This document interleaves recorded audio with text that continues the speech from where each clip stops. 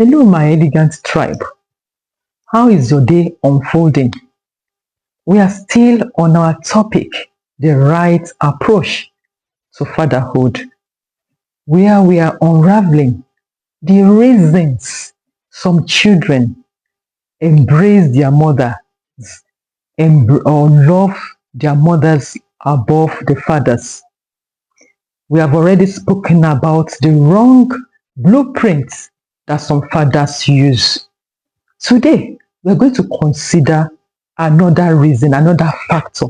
But before we do so, if you are coming across my channel for the first time, my name is Abigail. People call me the elegant woman. My assignment is to guide us through the path of refined sophistication so that we may all realize our full potentials as individuals. If you are yet to subscribe to my channel, kindly do so right now. Give my video a thumb up, then share with friends and family. Hit the notification button. Do it right now so that you don't miss any of my videos. Without further ado, let us dive into today's discussion. Another reason why some children love their mothers is what I call weaknesses in temperaments. What's temperaments? Temperaments are the nature we inherit from our fathers and our mothers by the reason of the fall of man. We can as well call it the Adamic nature. And when we talk about the temperaments that are badly affected when it comes to father-children relationship, number one is the choleric. The choleric are hostile individuals. They erupt like a wildfire. They have this anger issue. They are volatile when you cross their path. Another thing that characterizes them is the fact that they take decision without a second thought. They are ruled by their impulse.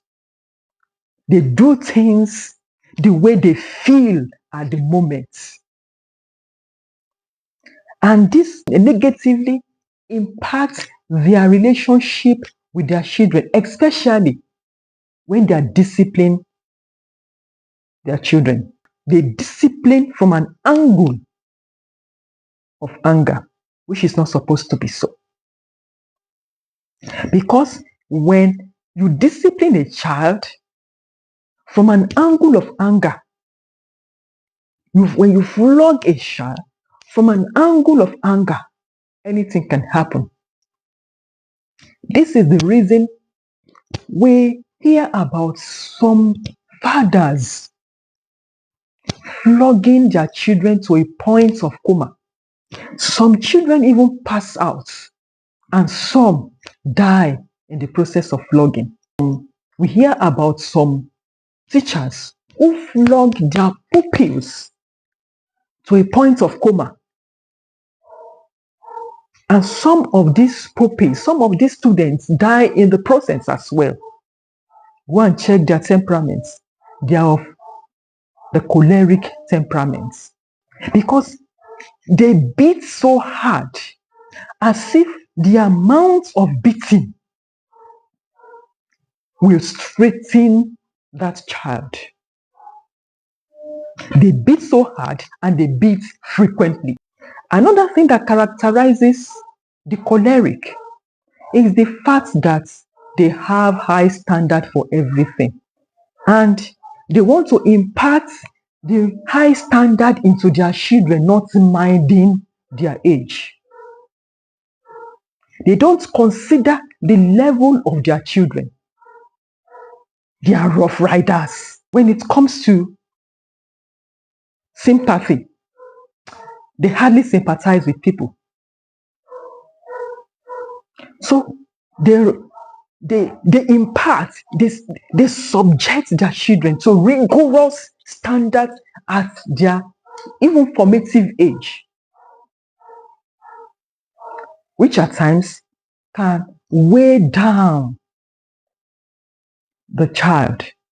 And when the Bible talks about the mouth being a weapon of destruction, in James chapter 3, verse 5, 6, and 8, the Bible says the mouth is a weapon of destruction. And in verse 8, the Bible calls the mouth toxic. This best describes the mouth of the choleric. They have this caustic mouth.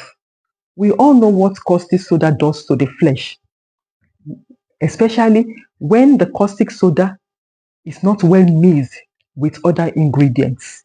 It will chop off your flesh. And that is exactly what the mouth of the choleric does to the body.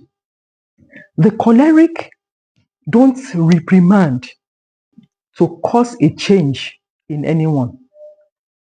They reprimand to subdue. They reprimand to cause shame.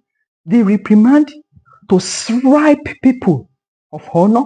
They reprimand to reduce an individual to nothing. As a matter of fact, by the time the choleric is done with you, you will become an alien to yourself because all your honor is stripped off. Self-image is stripped off. Self-confidence is stripped off. Self-esteem is stripped off. And they do the same thing to their children, regardless of whoever is present. I went somewhere many years ago with my late husband. We didn't meet the son at all. So we were there talking and gisting until the son came in. So this father asked something from the son, and the son responded. And the next thing I heard was, "You are silly. You are daft. You are an idiot." He began to go on and on like that. As if that was not enough, he slapped him. He gave him a knock on his head. The son was about 16 years of age as at that time. I thought I had seen it all. He was with some dresses that he came with.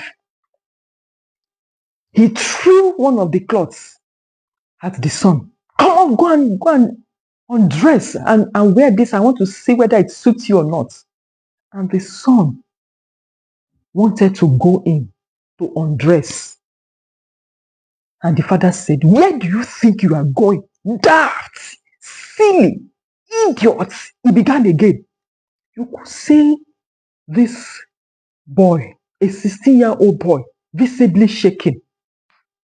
Right in our presence, he undressed and changed to the new cloth. And he ordered him to go inside. I quickly tapped my husband. I said, "Thank you, sir. We want to be on our way."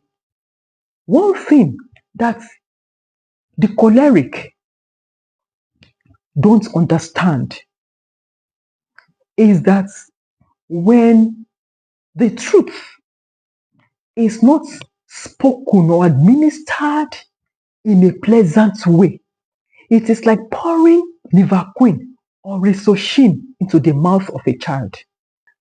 That means that there is a nuance to apply. When administering bitter drugs to a child, when we were young, in our formative age, myself and my siblings, my parents had this way of giving us bitter drugs. They will first give us this sweet.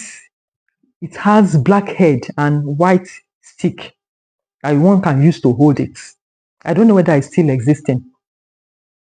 Then when we'll be licking the sweet, they must have prepared the dosage for that moment somewhere. After taking it for a while, they take the drug, pour it in our mouths, put the sweet back in our mouths. You see, as a child, we don't want to lose the sweetness of of the candy. So we gulp the sweet with the with the drug. And the Bible says in Proverbs chapter 25, verse 11, that a fitly word spoken and in due season is like apples of gold on silver setting. That is telling us that when the truth is applied in a pleasant way, even if it is bitter, it will work, it will impact positively into the individual. It will achieve the aim of that reprimand, of that reproof. And it equally tells us that pleasant speaking is achievable and that there's a civilization that changes the algorithm of our speaking, if only we can align ourselves with that civilization. And when these toxic words here and there, go on, the mother calls the child aside, perhaps when the father is not around. Tell him or her sweet words.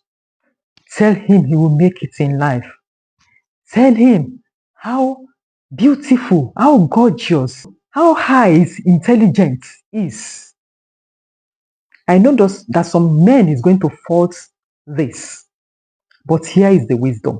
It doesn't apply to wisdom or to reasoning for a father to reduce the child to nothing, and for the mother to rub salt on that injury.